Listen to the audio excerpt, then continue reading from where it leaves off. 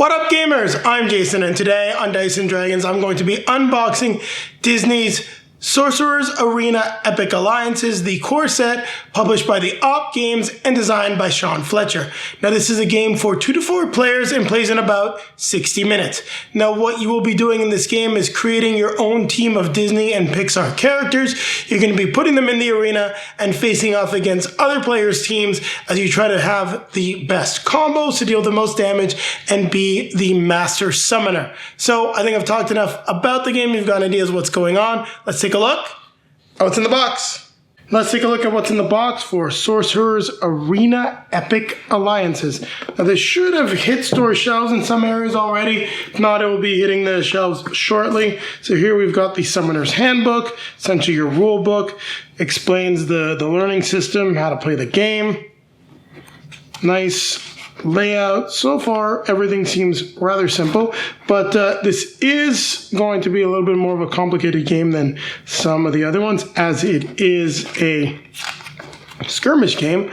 But I've heard lots of good things about it from some of my friends that have already gone into the table, so you get a nice idea as to how the game plays. There is no reference guide or anything in the rulebook, so you're only going to really be using it that first time when you learn to play.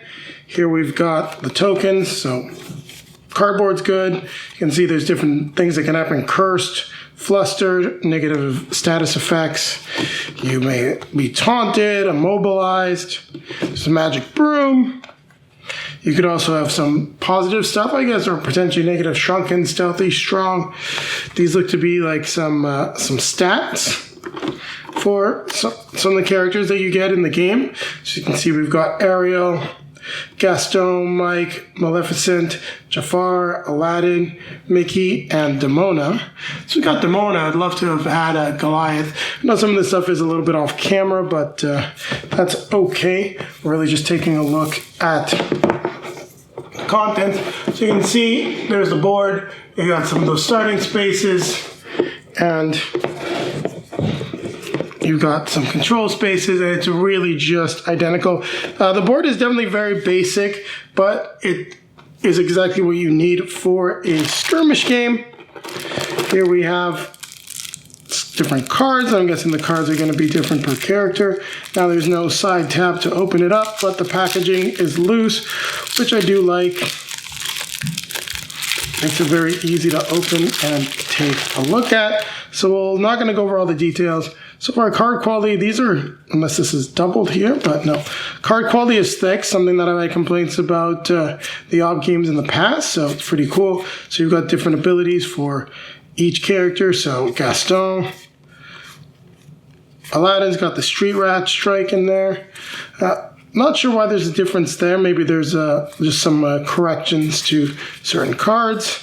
So you got, Gaston and Street Rat Strike. So probably some corrections to some errors on the cards. Have to take a look. You got Mickey's cards. So really different cards for each character. Fairly easy to see. Oh, I thought it was Jafar. This is Dr. Facilier. So I actually don't know the character. Ariel, Maleficent, Demona. She's probably one of my favorite characters, so I think she'll be one of the ones that I pick early on. So there are the cards. No complaints there. Lots of space to store content. You may be wondering why there's so much space. Well, this is the core set, so it's designed to be expandable, as you can see. And you want to have a spot to chuck all of your standees and everything like that. So you've got the characters, abilities, movement and action. So Gaston, Aladdin, Sorcerer's Apprentice Mickey, Sulley. Said Mike earlier, but it's Sulley. I don't know why I was thinking that. Mike's the little green guy. Dr. Facilier, Ariel, and Maleficent. And of course, Demona. I like how it does tell you what series they're from. Then you've got just reference cards, so chapter 1 and 2 reference, chapter 3 and 4 reference. Now the game does play up to 4 players, so I mean, you should be able to share them fairly well. I think Julie and I are probably going to see this at the table much more as a 2-player experience, so that doesn't really concern us all that much. We have the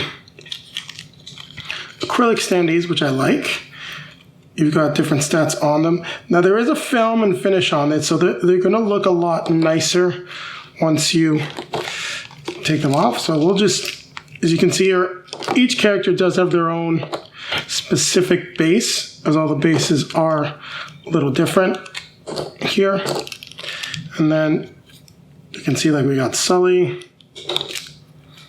Aladdin, Facilier, Gaston, Maleficent, Sorcerer, Apprentice, Mickey, Ariel. We've got Demona and another base. I'm going to put these away. I will try to peel one of these shortly, just so we can see what it looks like without the film. I know that the film can be a little frustrating to take off. It's not the first time I've had acrylic standees, so I'm used to it. However, it can be a little annoying.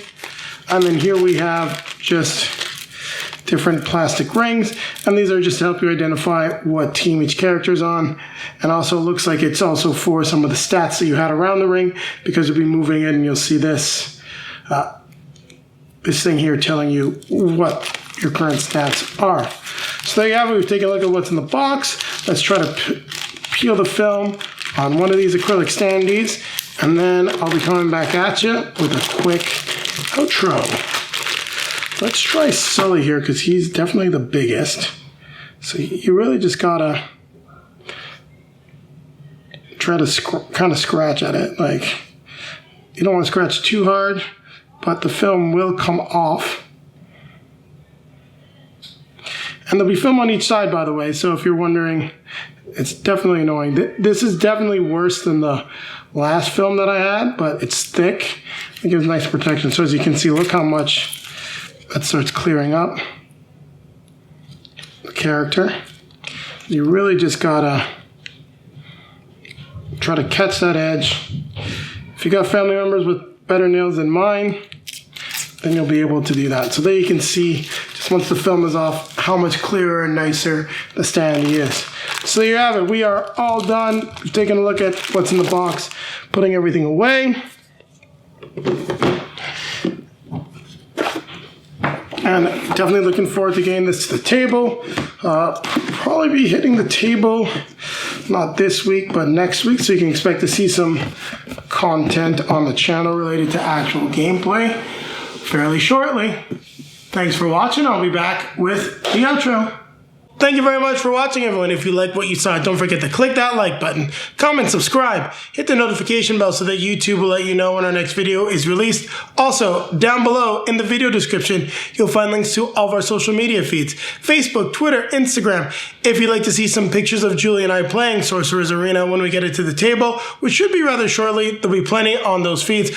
Also down there's a link to multizone.ca, a great Canadian game store. Click that link, you'll get 10% off your next purchase, and it's a great way to support the channel as a portion of that purchase is returned to us. And now popping up in front of me are going to be links to some of our previously released videos. Over here is our most recent release, and over here will be another Disney related game until we get our review and how to play of Sorcerer's Arena done. And with that being said, don't forget, keep playing games.